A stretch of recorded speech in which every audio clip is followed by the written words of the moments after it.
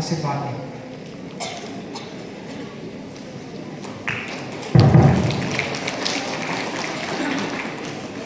గౌరవనీయ ప్రధానాచార్యులు, ఉప ప్రధానాచార్యులు, సంస్థ అధ్యాపక బృందం, ప్రియమైన విద్యార్థులు అందరికీ నమస్కారం.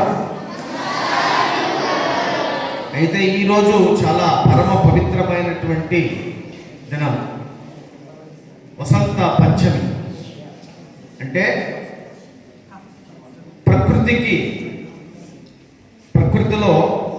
ప్రకృతికి మూలాధారమైనటువంటి ఋతురాజు, అంటే ఋతువులు మనకు ఆరింటిలో అన్నిట్లో ఋతురాజు వసంత ఋతువు. వసంత ఋతు ఆగమనం వేళ ప్రకృతి పులకించి తన్మయత్వం చెందే వేళ మా సరస్వతి ఈ పంచమ రోజు ఉద్భవించిన వేళ.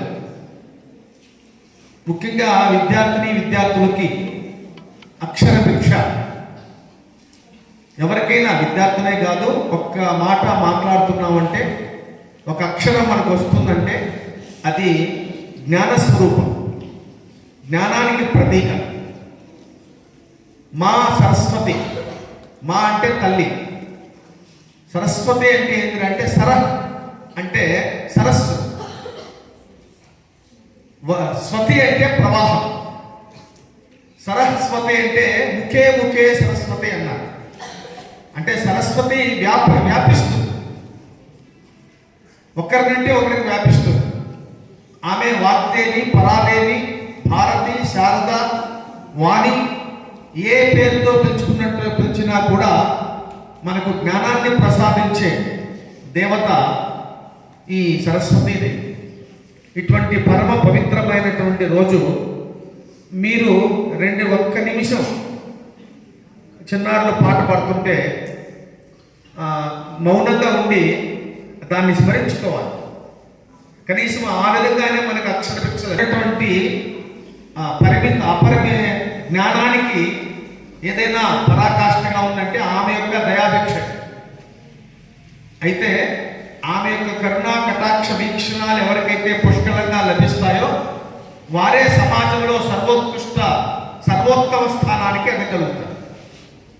కాబట్టి ఈరోజు పరమ పవిత్రమైనటువంటి ఈరోజు కనీసం ఒక్క నిమిషం మనస్ఫూర్తిగా, అంటే ఈ ప్రపంచాన్ని మర్చిపోయి మనసా వాచా కర్మణ ఆ వాగ్దేవిని, పరాదేవిని, భారతీదేవిని, శ్రీవాణిని, శారదాదేవిని, ముగ్గురమ్మల కలయికైనటువంటి సంపూర్ణమైనటువంటి శక్తిప్రదాయమైనటువంటి సాక్షాత్తు సరస్వతీదేవిని మనస్సులో తలుచుకుంటే మనకు జ్ఞానభిక్ష అవుతుంది. కాబట్టి ఒక్క నిమిషం సార్ చెప్తూనే ఉన్నారు అరవడం అంటే అట్లా ఇదేమన్నా వేరే ప్రోగ్రాం కాదు కదా, ఎక్కడ ఎలా ప్రవర్తించాలని చాలా ముఖ్యం. కాబట్టి అది మనకి ఈరోజు చాలా పరమ పవిత్రమైన రోజు. కాబట్టి ఇప్పుడు కాకపోయినా కనీసం ఒక్క నిమిషం అమ్మా, నాకు అజ్ఞానంతో నిశ్శేష జాడ్యాపహ మన శ్లోకంలో ఉంది కదా, దాని అర్థం ఏంటి? నిశ్శేష జాడ్యాపహ. జాడ్యం అంటే అంధకారం, జాడ్యం అంటే మౌఢ్యం, అంటే తెలియంతనం, అంధకారం, తపస్సు. దాన్ని నిశ్శేషం అంటే వితౌట్ బ్యాలెన్స్, అంటే మనలో పూర్తిగా అజ్ఞానాన్ని తొలగించు తల్లి అని మనం ప్రార్థించే ప్రార్థన సరస్వతీదేవి ప్రార్థన.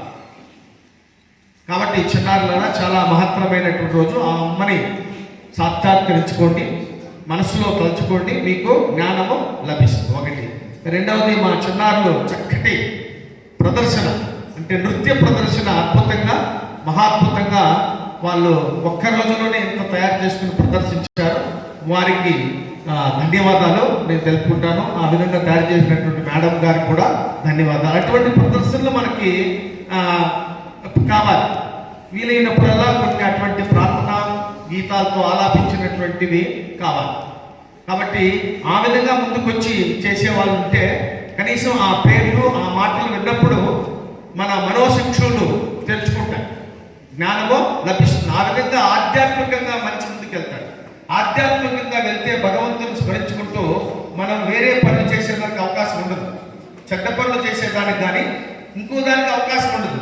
హరే రామ హరే రామ హరే రామ రామ రామ హరే హరే, హరే కృష్ణ కృష్ణ కృష్ణ హరే హరే అన్నాం అనుకోండి, ఎవరైనా తిడితే అది వాడికి పోతుంది. అని ఎన్నోసార్లు నేను చెప్పాను. ఏమే తిట్టడం తిరిగి తిట్టడం గొప్ప విషయం కాదు.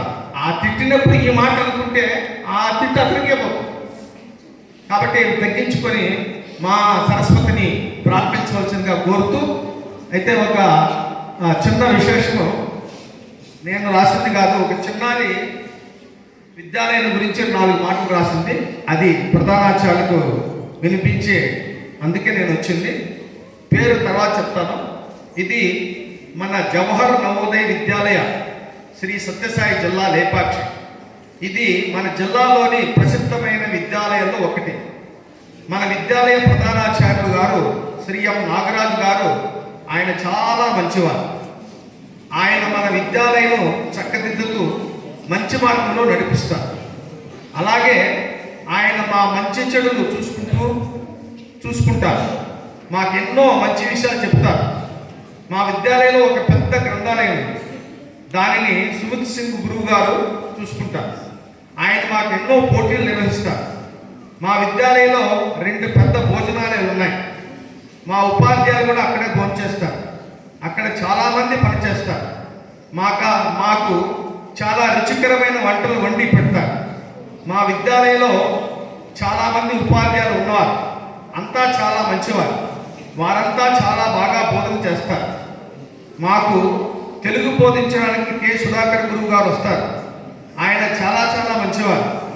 ఆయన మాకు బాగా బోధిస్తారు. ఆయన చాలా విషయాలు పొందారు. ఆయనకు చాలా చాలా అవార్డులు కూడా వచ్చాయి.